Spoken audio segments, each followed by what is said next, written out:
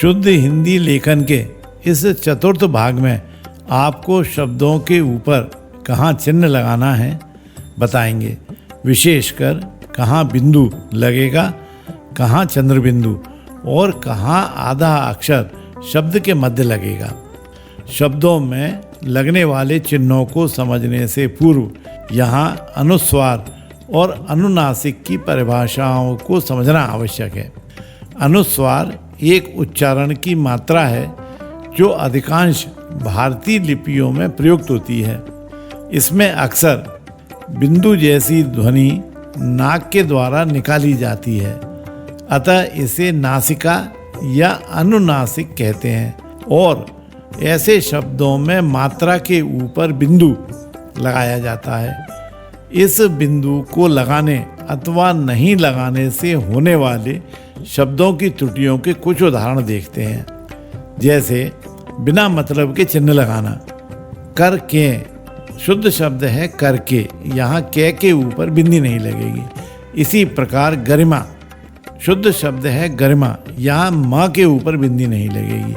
इसी प्रकार नीचे दिए गए शब्दों को देखकर आप शुद्ध शब्दों के लेखन का अभ्यास कर सकते हैं।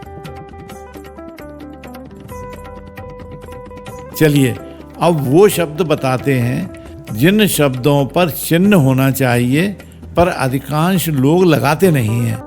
जैसे उन्हीं शुद्ध शब्द है उन्हीं, यहाँ ह के ऊपर बिंदी लगेगी। क्योंकि शुद्ध शब्द है क्योंकि, यहाँ यों के ऊपर बिंदी लगेगी। दिए गए शुद्ध अशुद्ध शब्दों को देखकर हिंदी लेखन की त्रुटियों को आप सुधार सकते हैं। अनुस्वार व्यंजन का गुण है। इसका प्रयोग पंचमाक्षर के स्थान पर होता है। पंचमाक्षर कौन कौन से 5 अक्षर कहलाते हैं, आइए जानते हैं। आधा ड, आधा य, आधा ण, आधा न अथवा आधा म, अर्थात शब्दों में इन अक्षरों की ध्वनि आने पर शब्दों में मात्रा के ऊपर बिंदु लगाया जाता है। इसी प्रकार अनुस्वार का प्रयोग य, र, ल, व, श, श, स, ह से पहले होता है। जैसे संयम, संरक्षण, संलग्न, संवत, संवेदना इत्यादि इत्यादि। किंतु कुछ शब्दों में पंचमाक्षर का प्रयोग ही शुद्ध है, अनुस्वार का नहीं। जैसे अम्ल, अन्याय, अन्वेषण, अक्षुण्ण, उन्मेष, कण्व, जन्म इत्यादि इत्यादि। अब चलिए अनुनासिक चिन्हों को समझते हैं। अनुनासिक स्वर का गुण है। जिन स्वरों का उच्चारण मुख और नासिका दोनों से किया जाता है वे अनुनासिक कहलाते हैं और इन स्वरों को लिखते समय उनके ऊपर अनुनासिक चिन्ह चंद्र बिंदु का प्रयोग किया जाता है, जो प्रायः हिंदी के तद्भव तथा देशज शब्दों में होता है और ध्वनि मध्यम होती है।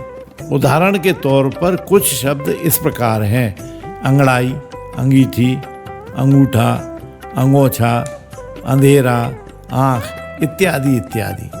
इन सब शब्दों में अनुनासिक चिन्ह अर्थात चंद्र बिंदु लगाना आवश्यक है।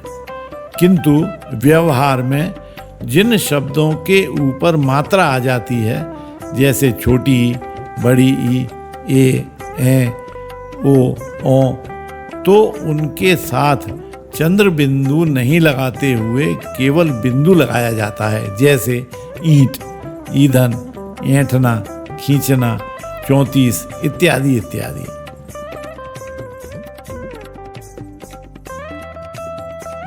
अब विसर्ग की होने वाली अशुद्धियों के कुछ उदाहरण समझ लें।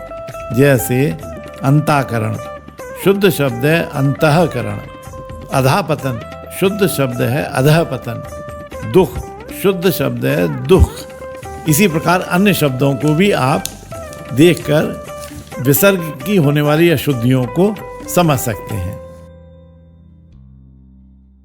अब नीचे कुछ ऐसे शब्द दिए जा रहे हैं जिन्हें लिखते समय कुछ लोग मात्राओं और चिन्हों की त्रुटियां कर देते हैं। अतः शब्दों की मात्राओं का प्रयोग अच्छी तरह समझ लें, जैसे अकड़, अधीन, इच्छुक, ऐच्छिक, औषधि आदि आदि।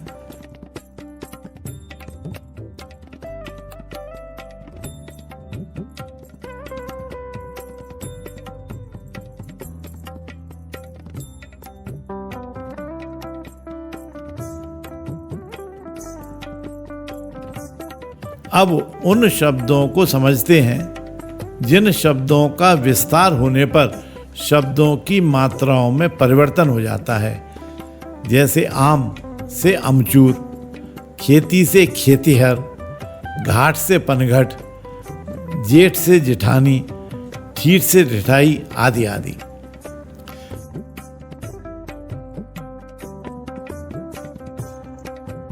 यदि शुद्ध हिंदी लेखन में आपके ज्ञान में इस वीडियो के माध्यम से कुछ वृद्धि हुई हो तो कृपया इस वीडियो को अधिक से अधिक शेयर करें, लाइक करें एवं शिवा मिशन न्यास के चैनल को सब्सक्राइब अवश्य करें।